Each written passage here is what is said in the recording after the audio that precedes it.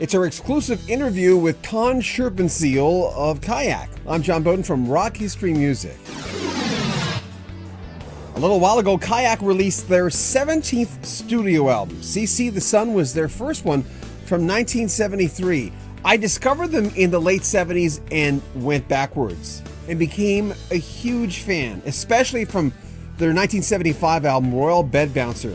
Here's the thing about our conversation with Ton Scherpenzeel. He told us that Kayak almost never made it. They almost broke up before they made this project. So we had a little conversation on Skype where Ton talked about his inspiration, whether the band or he ever plans on retiring, how his brain never really stops even at 4 o'clock in the morning, and what truly inspires him. Oh yeah, one last thing. His reaction to fame, even though here in North America, they weren't that popular. They had their time in the spotlight. Our conversation with Ton Scherpenzeel of Kayak. I know there's some new members in the band. How do you stay fresh? To me, you guys are playing like you got something to prove. Well, you put it right there.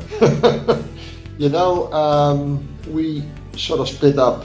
Well, split up isn't the right word, but Cleopatra, Crown of Ice is our last double album, end of 2014.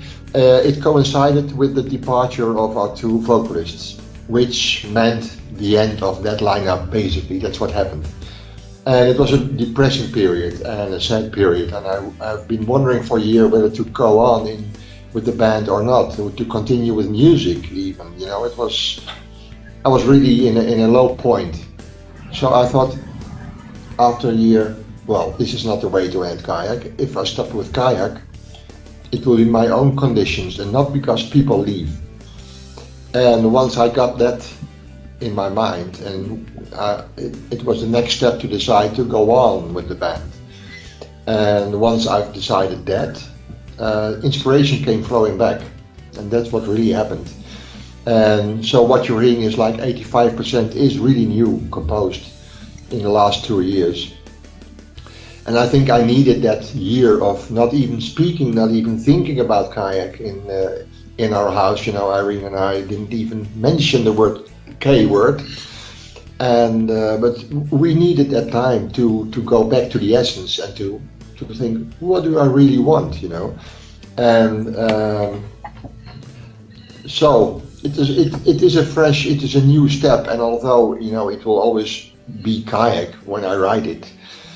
There's something apparently that I didn't think of in the beginning, but now that you're not the only one that says it. It's the first time that an album of Kayak is called Fresh, and after 45 years, I think that's quite a feat. By the way, why'd they leave? Why'd the singers go? They just wanted to do something else? Like, why'd they leave? If I go into that, we'll have a very nasty program. So the whole internet is so dangerous when it comes to personal struggles and personal fights, and it all gets out of hand, and it's not necessary because I don't want to look back. I want to look to the future. Once you had your time and you mourned it and you let it go and you were reassessing Kayak, there must have been a point where you actually started getting excited about the new road. When I'm writing and I feel it's going well, which I thought it was, I get excited anyway. First of all, I have to get excited, to write. If I'm not excited, I'm not writing. I have to feel a purpose. I have to have this drive, and the drive has gone for a year, but it came back like on double speed. What's happening now is that we got interviews and reviews from all over the world. I don't know if you've seen the Facebook page. It's incredible, and they're so positive. It's like a present to me, after 45 years, this is happening. I mean, there's no guarantee that it's going to be a huge seller or whatever, but the reactions are so positive. Yeah. It's We always hear these stories about the Steely Dan thing or the Long Run by the Eagles, where it's so hard for them to kind of let it go like a baby, like they're going, no, wait, I'm not quite, I'll tweak something else. Have you ever been like that? How are you when it comes to releasing your baby, the new album? Is there always something you want to change, or can you let it go? Still, I have to let it go, but you're never 100% happy, After working on an album for a year or so, you only tend to hear the things that you think, oh, wait, maybe this should be different, or maybe, The good things you take for granted. Yeah. Because you know, okay, that's the way they should sound. Okay, fine. Now we go on, and then there's always something that you think, no, maybe not. You know, when I was listening to your music in the 70s, I had an idea about you. I thought to myself, if he lived next door to me, if that man, you, lived next door to me, I'd be over all the time and you'd be telling me stories as you do. I had this perception. I said, he's a deep guy. His mind never stops. He's always creating. He's got this ambition to leave a mark. Am I leaving anything out? Well, you've sort of correctly, you summed it all up, yes. The music always showed that the band was deep. And to me, that was you, because I paid attention. I mean, I loved Max. Don't get me wrong. Like we talked last time, I loved Max. I thought he was an amazing singer. And it's hard for me to look past a lead singer. But to me, I always was really curious about you. And that's why it's nice that we're talking.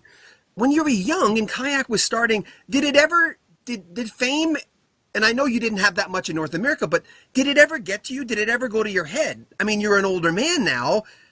I don't think so. Really? Yes, I'm an older man, but I don't think fame ever got to. I mean, fame in Holland is something different than fame in America. How? Don't forget. And I don't. I mean, it's all exterior for me. I'm not interested in fame. I'm interested in putting my music and my lyrics and my ideas across, and hopefully get money from that. Because besides, I have to make a living. It's also. It means value, you know. If they pay for your music, it means they value your music. But fame in itself, I mean, I'm a withdrawn person myself, you know. I don't even on stage. I would like to sit in the back. It may sound strange to you, but if I would be in the dressing room playing my keyboards, it would be fine for me too. I don't care. My ego is in that respect is very small, but it's about what I want to do, and I need a band for that. So what's your take on retiring? You're never going to retire, are you, as long as you have music in your head? Well, that's exactly the point. As long as I've got music in my head, I won't retire. I mean, retire is officially you retire at 66, and that's next year. So I don't hope so to retire. It doesn't come into my mind, you know, to retire. It's as long as I hear the music and it wants to come out, I won't retire.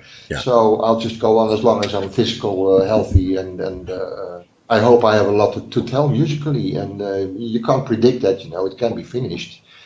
I never saw this as a job. I mean, it turned out to be a job at the end, but it's not why I started it. What was the biggest hit the band ever had in Europe? Was it Want You to Be Mine? Ruthless Queen. Really? Yeah, that was a top 5 hit here in Holland. The phrasing on Royal Bed Bouncer, to me, that's not an easy song to sing. It's quick as well. It's fast, you know. It's all the syllables have to come out right. Yeah. Was that a hard song to record? Royal Bed Bouncer, no, it wasn't difficult to record. There's a lot of energy on that song. There's a lot of energy on the Bouncer album anyway. And part of that is because EMI was disappointed in the sales of our first 2 albums. Mm-hmm. So they put us back to a 16-track recording studio. We had the 24-track before, and now they said, no, go back to the 16, it's cheaper for us.